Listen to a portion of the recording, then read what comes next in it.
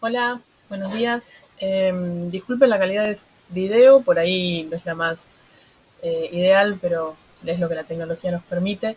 Espero que por lo menos el audio sea claro. Voy a intentar de ser lo más concisa posible porque sé que no debe ser muy divertido tener que ver eh, un video, no es lo mismo que la clase presencial, pero la idea es para la burbuja A, que hubiéramos tenido clase ayer, pero por cuestiones de salud no pude concurrir, que tengan este video para que los acompañe en la lectura de los fragmentos del Leviatán que les había dejado seleccionados en la fotocopiadora.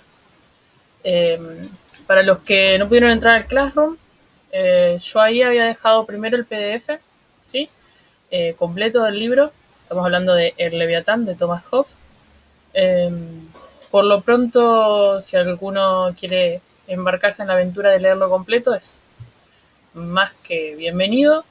Les recomiendo, si quieren y se atreven, a leer la parte a partir de la parte número 2, que es donde empieza a hablar con el subtítulo del Estado.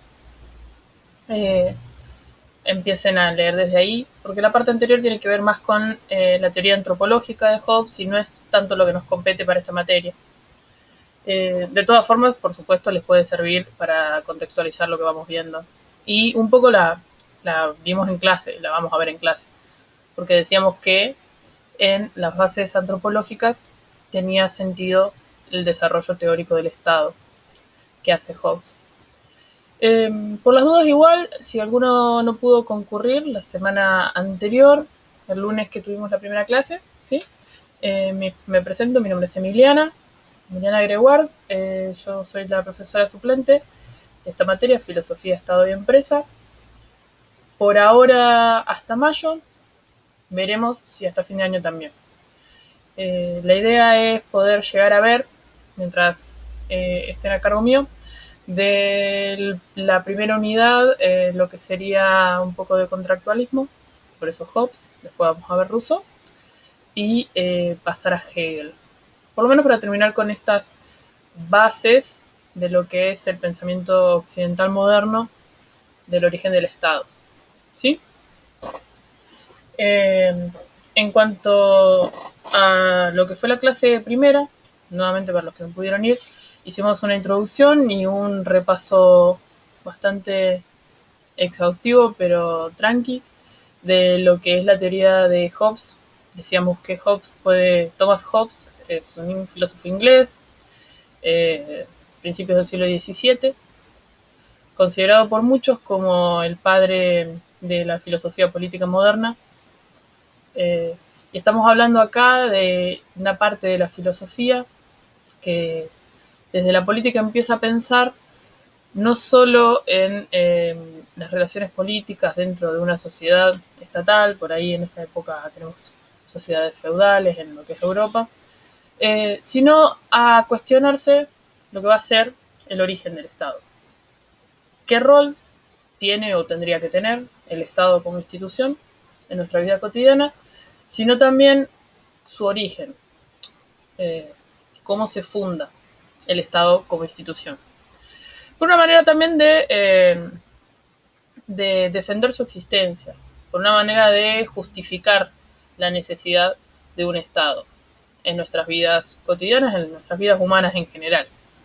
De lo que estamos hablando entonces es de pensar el surgimiento del Estado, ¿sí? Y va a haber una rama de políticos, de filosofía política, que lo va a pensar utilizando una metáfora, la metáfora del contrato.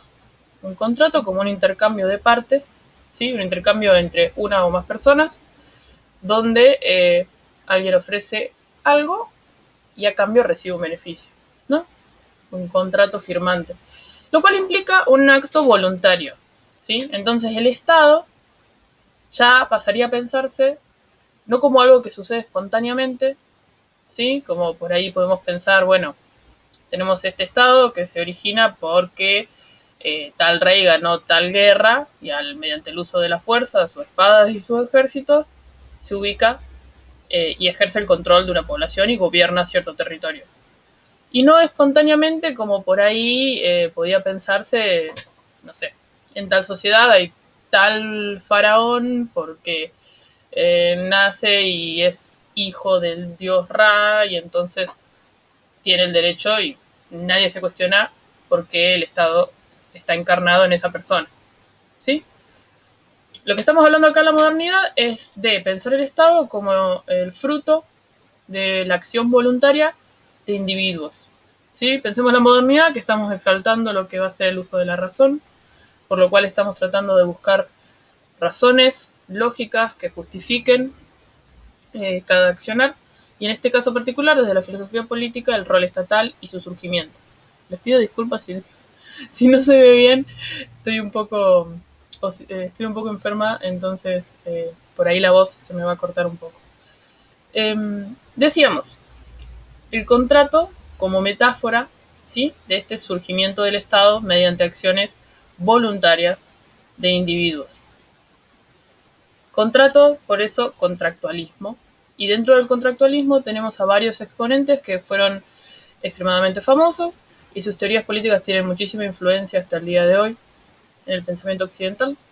Dentro de ellos empezamos por Thomas Hobbes, que es no solamente anterior cronológicamente, sino que va a influenciar el desarrollo teórico de los siguientes contractualistas, que retoman un poco sus ideas, algunos con otras modificaciones, otros refutando ciertos compromisos teóricos, pero dentro de ellos Thomas Hobbes, decíamos, Rousseau, Jacques Rousseau, que es un francés que vamos a ver próximamente, John Locke, que por ahí les suena también, lo que es economía, por ahí lo han visto. Son diferentes filósofos que van a enmarcarse en esta línea teórica del contractualismo. Nuevamente, el contrato no sería una realidad, no hay que tomarlo literalmente, ¿sí? Estamos hablando de una metáfora que sirve para explicar esta acción voluntaria que conlleva el nacimiento de un Estado. Asimismo, tampoco, más allá de algunas críticas que se le ha hecho posteriormente al contractualismo, Hobbes no está hablando literalmente de que la gente firmó un contrato y se pusieron de acuerdo, o simplemente que tácitamente todos se pusieron de acuerdo, los ciudadanos, para que haya ese Estado. Históricamente, los Estados se desarrollaron a lo largo de la historia con diferentes maneras que no tienen que ver con lo que es la teoría como la está planteando de forma abstracta Hobbes, ¿sí? Hay que pensarla como una teorización que sirve para fundamentar cómo hoy existe, que sigue existiendo. Y más que nada, a Hobbes lo que le importa es fundamentar y demostrar que necesita seguir existiendo, que necesitamos un Estado, y no solo cualquier tipo de Estado. El Estado va a ser solo en ciertos términos, tal cual él lo va a dirimir, sobre todo en los capítulos 17, 18 y 21.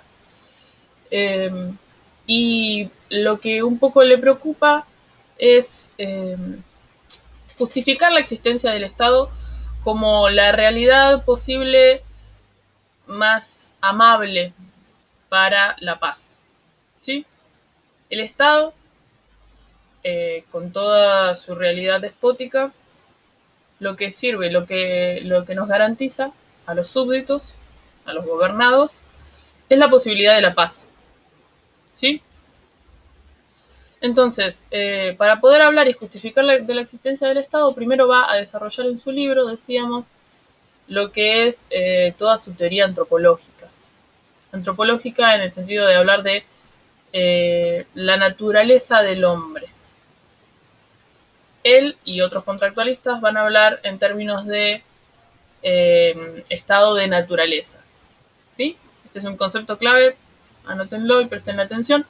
Va a hablar del concepto de estado de naturaleza, que si alguno no recuerda, lo hablamos en la clase anterior, tiene que ver con pensar, teorizar sobre las características que él considera propias del ser humano, del hombre en la naturaleza, previo o anterior a la existencia del Estado y de cualquier institución, ¿sí? Previo a la vida en sociedad tal como la conocemos. Es imaginarse cómo serían los hombres, ¿sí? Si no vivieran en sociedad, de la manera en que el vivir bajo un Estado lo permite. Nuevamente también esto es una expresión metafórica, ¿sí? Nos sirve para hacer un análisis, para pensar las tendencias naturales del hombre. Acuérdense que estamos en una época de fuerte ideología religiosa, donde se discuten esos términos de naturaleza humana y derecho natural, ¿sí? Y la idea es cómo pasamos de ese derecho natural que puede tener cualquier ser humano a un estado de derecho artificial, que sería el estado legal, que sería leyes de Estado, policía, ejército. Eh, Ordenar la vida según leyes artificialmente creadas por el hombre para una mejor organización. ¿Sí? Entonces, decíamos que la teoría contractualista de Hobbes se desarrolla principalmente en su libro El Leviatán, que es su obra más conocida. Seguramente en algún momento han escuchado nombrar alguna de sus frases más célebres o simplemente el concepto mismo de Leviatán. Estamos hablando de una especie de monstruo mitológico con el cual va a ilustrar su idea del Estado. El Leviatán es publicado en 1651, como les decía, estamos hablando del siglo XVII, y tuvo gran repercusión. Si alguno recuerda, decíamos que Hobbes personalmente se había desarrollado en un contexto histórico en Inglaterra, en el cual vivió su juventud y niñez rodeado de muchísimos tumultos, guerras, guerrillas, muchas insurrecciones y una, en general, inestabilidad política que se traducía en muchísimo derramamiento de sangre. ¿Sí? Entonces, el estar rodeado de esta violencia que cuestionaba el rol estatal, teníamos súbditos rebelándose frente a ciertas injusticias percibidas de parte del poder real. Estamos hablando de la realeza en ese momento, que había una familia real. Dentro de la misma familia también conflictos de quiénes debían heredar el trono y demás. Estamos hablando de diferentes motivos que llevan a conflictos bélicos, pero que todos en sí tienen que ver con cuestionar la autoridad estatal, en cierta forma, ¿sí? Entonces, creo que pueden hacer fácilmente el nexo de cómo el contexto va a influenciar su pensamiento teórico y cómo parte de su preocupación, ¿no?, real de la vida práctica lo lleva a hacer esta teoría, ¿sí?, filosófica que busca básicamente afianzar la necesidad de un Estado incuestionable, con autoridad presente y continua, garantizada mediante el uso de la fuerza, la violencia, y justificar por qué esa es la mejor forma de vida posible para nosotros como hombres, como modo de acceder a la paz, como modo de vivir vidas más tranquilas, como modo de evitar el conflicto, la guerra de todos contra todos, dice Hobbes. Un poco surgió la clase anterior ese cuestionamiento de necesitamos un Estado que pueda hacer cumplir sus reglas mediante la amenaza del uso de violencia, porque si no habría un caos, ¿no? Estamos hablando de cada uno haría lo que quiere, si no vemos que no hay consecuencias necesarias para nuestros actos fuera de la ley, no habría un orden, cada uno haría lo que se le canta. Básicamente dijeron ustedes en la clase anterior, así que yo lo estoy retomando porque me pareció un buen punto. A lo que voy es que las ideas de Hobbes tienen un gran peso en nuestro pensamiento hasta el día de hoy. Son razonamientos que nos parecen completamente lógicos, si uno lo piensa de manera cotidiana. Pero acá vamos a pensarlo de manera más detenidamente, a ver si es verdad que estamos tan de acuerdo con esa lectura de Hobbes.